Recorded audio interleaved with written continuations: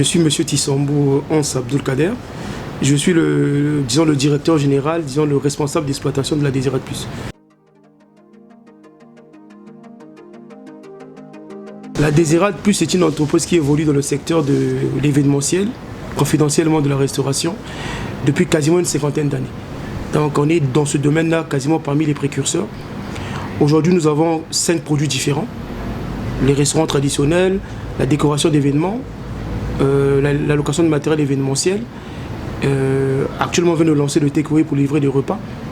Et on a quasiment un grand dépôt de quasiment 600 mètres carrés où on a du matériel événementiel. Notamment des chapiteaux, des stands, tout ce qu'il faut pour organiser un événement festif. Donc, moi, je suis là depuis 10 ans. La Désirade existe 20 ans avant moi ou 30 ans en tant que société. On a eu nos heures de gloire. Et ces dernières années, j'avoue que c'est assez difficile.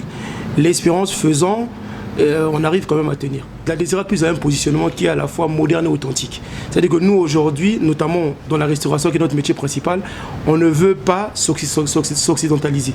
On essaie de proposer les mets africains, mais de la meilleure des manières possibles. C'est-à-dire que prendre dans ce qui est moderne, ce qui nous permet d'avoir des facteurs clés de succès qui sont demandés, tout en restant authentique. Depuis 2-3 ans, disons 4 ans, on réfléchissait à lancer un service de livraison de repas.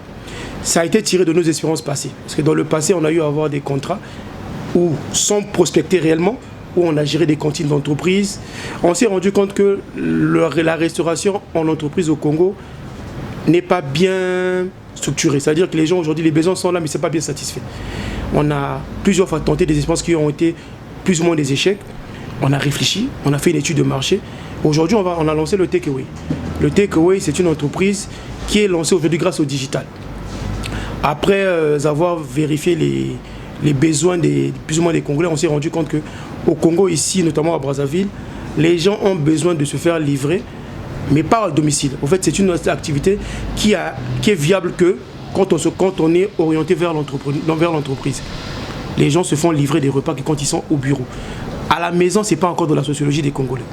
Ce qui fait que si vous avez une démarche grand public où vous voulez livrer partout, tout le temps, vous perdrez du temps à prospecter actuellement vers les domiciles parce que ce n'est pas encore ancré dans les mœurs. Et aussi, notre étude de marché nous a montré que les gens pour se faire livrer des repas, ils ne peuvent pas aujourd'hui se faire livrer des repas à tous les prix.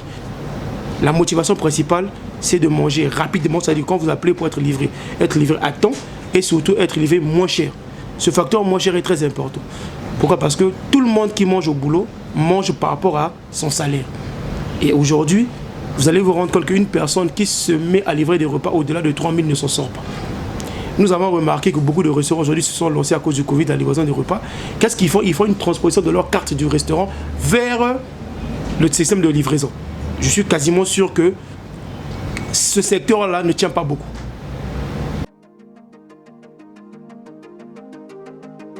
Le Takeaway, en fait, c'est une structure qui existe grâce au digital. Qu'est-ce qu'on a fait? La Désirade Plus ne s'est pas lancée sous le label de la Désirade. Ça aurait été plus facile. Pourquoi? Parce qu'on a déjà une notoriété. On aurait pu facilement avoir des clients. Mais ça supposait d'avoir une carte Désirade à 6 000 francs et une carte Désirade à 3 000 francs. Ça devait créer ce qu'on appelle une dissonance cognitive dans la tête des consommateurs.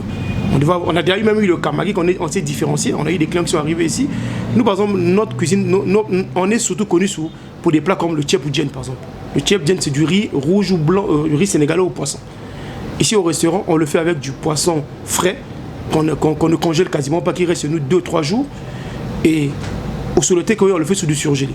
Sur du surgelé, on arrive à faire ça à 2500-3000 francs maximum. Or, au restaurant, c'est fait à 6500. On a eu des clients qui sont venus nous dire « Ah, mais moi, j'ai vu le takeaway » parce qu'ils savent que c'est plus ou moins la même maison. Là-bas, je vous fais ça à 2500, ici, c'est 6500. Vous comprenez? C'est que si c'était sur le même nom, ça devait faire comme si on trompait le consommateur. Or, c'est parce que là-bas, le riz d'abord n'est pas le même, les quantités de légumes ne sont pas les mêmes, le poisson qui est la base n'est pas le même. Ce n'est pas les mêmes prix. Et l'offre n'est pas le même. Ici, on vend le cadre. On vend une certaine expérience. Or, là-bas, les gens veulent manger dans les bonnes conditions propres, même si c'est du surgelé. Actuellement, on est en négociation avec 2 grandes structures pour livrer, parce qu'il y a des entreprises aussi qui ont compris que fixer l'employé sur place, ça permet d'optimiser son rendement. On a 2 contrats probablement qu'on aura. Mais actuellement, notre message est vers les particuliers, mais les particuliers dans leurs conditions de travail. C'est-à-dire qu'une personne qui est au boulot, qui est en pause. On a un jour témoin qui est le samedi. Le samedi, on est ouvert. Notre chiffre d'affaires est divisé par 10. Parce que notre clientèle, à la maison, en tout cas, n'a pas besoin de se faire livrer. Même les clients qui appellent à la maison, c'est ceux qui nous ont commandé déjà au bureau. Donc on est vraiment, actuellement, on travaille surtout sur les gens qui sont en entreprise.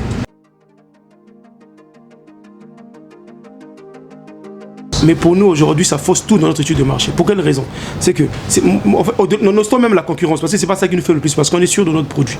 C'est que on n'avait pas pris compte de cela quand on a lancé le takeaway. Actuellement, la quasi-totalité de nos... On a lancé le takeaway cette année. Cette année, en tant qu'entreprise, ça fait un mois et demi qu'on l'a lancé. Nous sommes aujourd'hui, dans notre base de données, on a eu quasiment 110 clients différents en un mois. Donc les gens, parce qu'on a un CRM qui nous permet de gérer la relation client pour fidéliser les gens. On a quasiment 110 clients qui ont déjà commandé. Et ces clients-là sont pour nous des ambassadeurs, parce qu'on n'a aucun client qui a commandé une fois. Toutes les personnes qui ont commandé une fois ont commandé 2 fois, 3 fois. On a une cellule qui s'occupe aussi des services après-vente pour savoir si le client est satisfait ou pas, pour accompagner. On a fait ce qu'on appelle avant, nous on a fait ce qu'on appelle un benchmarking, on a essayé de voir ce qui existait. On a commandé chez beaucoup de concurrents qui sont lancés pour que notre offre nous soit différenciée, pour avoir une stratégie de différenciation. Ça, on l'a fait. Mais pourquoi pour nous, le Covid-19 est un handicap? Pour une raison simple. C'est qu'actuellement, notre clientèle cible, beaucoup font du télétravail. Et ils travaillent à la maison. C'est-à-dire que la clientèle cible aujourd'hui, même, tu veux te lancer, ils ne sont pas là. Pourquoi? Parce que beaucoup travaillent depuis chez eux à la maison, donc ça diminue déjà le portefeuille client. En retour aussi, beaucoup ne font pas le plein temps. Ils finissent à 14h. Pourquoi commander à manger alors que je finis à 14h? Vous comprenez que même dans nos études aujourd'hui, on est handicapé par ce phénomène Covid-19. Aujourd'hui, on fait du maintien et on cherche maintenant à convaincre certaines entreprises de subventionner des repas. Par exemple, là, je ne vais pas donner le nom de ces clients, on a au moins 2-3 clients où ils se sont rendus compte que leurs propres salariés commandent beaucoup chez nous. Donc, ils veulent négocier avec nous, histoire de nous fidéliser. Parce que si une entreprise prend ça en charge, ça permettrait de pérenniser la structure. Si on a déjà 30 repas quelque part. Actuellement, on est à la moitié de notre seuil de rentabilité. Donc aujourd'hui, cette entreprise est toujours subventionnée. Pourquoi? Parce que de notre emballage, notre packaging, notre système digital, on sponsorise les pages, on a un site internet qui doit être monitorisé, on a plein de choses qu'on a mis en place où le plat, actuellement le nombre de plats qu'on vend ne permet pas de tenir. Mais on ne désespère pas.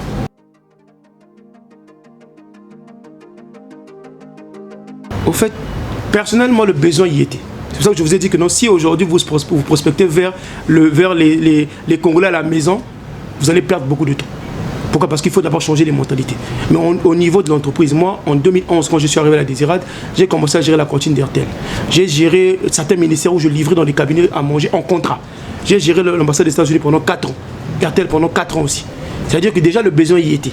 À cette époque, il y avait de l'argent. Congo à Iran, j'ai eu 5 ans de contrat avec où je livrais 30 repas par jour, sous le label de la Désirade. À cette époque-là, étant donné que c'était des entreprises, ils arrivaient à supporter le coût. Mais il s'avère que l'étude de marché nous a montré, au lieu d'avoir beaucoup de restaurants, beaucoup de structures de restaurants que j'avais ouverts, la charge était énorme.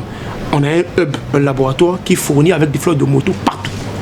Ça permet de réduire les coûts et d'avoir des plats qui sont... On n'a aucun plat chez nous qui dépasse 3000. Ce qui fait qu'on arrive quand même à aller dans la bourse des gens. Le plus important, c'est par exemple d'attendre que le Covid se termine et de continuer à se battre. La concurrence aujourd'hui est rude. Il y a plein de gens, même dans des maisons, qui commencent à se dire que non, étant donné que les restaurants sont plus ou moins fermés, on pourrait livrer des repas. Nous, c'était pas ça. Nous, pour nous, on voudrait plutôt intégrer dans la tête des gens qu'au lieu de se déplacer sur le lieu de travail, vous pouvez manger des repas de qualité sur place. Notre cible clientèle, c'est les gens qui travaillent notamment au centre-ville. Je pense que quand on vous dit que les plats varient entre 2000, 2500, maximum 3000, réellement, je ne vous cache pas, ça répond. Ça répond. Ça aurait été plus intéressant si les entreprises subventionnaient ces repas. Si par exemple ton employeur arrive à te prendre 1000 francs sur le repas, forcément, nous, ça va nous aider.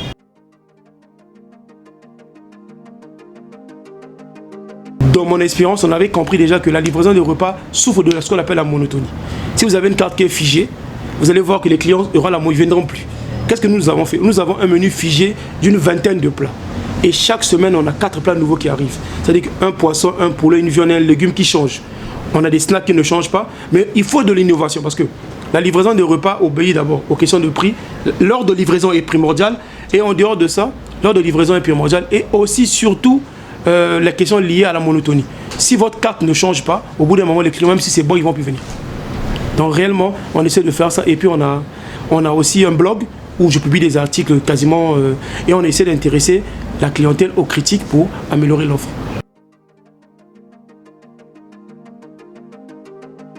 On s'est rendu compte que livrer avec un coût, c'était un frein à l'achat. Donc nous, là où nous sommes là, nous livrons gratuitement. En tout cas, jusqu'à nouvelle ordre, on livre gratuitement. Et aussi, si vous respectez, vous dépassez 45 minutes d'attente, les clients vont se fatiguer. Donc nous, on livre au maximum à 45 minutes. On demande même au client de commander avant, mais on s'organise à livrer à 45 minutes. Quand on ne peut pas tenir les délais, on appelle le client. Mais ce qui est vrai, c'est que jusqu'à présent, rarement on a dépassé les délais de 45 minutes. Parce que les gens mangent à l'heure de pause. Donc il faut respecter cette heure-là. Celui qui n'arrive pas à respecter ça, il va disparaître. On livre aujourd'hui, le centre-ville est tout, au moins jusqu'à 5 km du centre-ville ou 10 km du centre-ville. Au-delà de ça, souvent, ça fait l'objet d'une négociation avec le client pour qu'il paye quelque chose. Mais jusqu'à présent, on essaie de livrer. Étant donné que je vous ai dit que l'activité, la demande est au niveau des entreprises. Donc on a rarement des commandes aussi loin. En général, c'est des gens qui sont au centre-ville, au plateau, Poto Mongali, dans l'environnement commercial ou administratif congolais. Ce qui fait que la livraison, c'est dans ce sens, on ne fait pas payer la livraison. Le message que j'ai à donner, c'est de nous tester. On a un site internet, c'est www.takeawaydebraza.com. On a une page Facebook aussi, le Takeaway de Braza. Vous pouvez aller sur Facebook. On a réellement, vous pouvez commander directement en ligne et vous insérer dans la base de données. Ça nous permet aussi au fur et à mesure de pouvoir voir le cycle de vie du client pour pouvoir donner par exemple fidéliser le client à travers des offres promotionnelles. De nous tester. Si vous nous testez, et nous on est ouvert à la critique. Ce qui est sûr, on est des professionnels, on a de l'expérience et la satisfaction client est au centre de notre stratégie.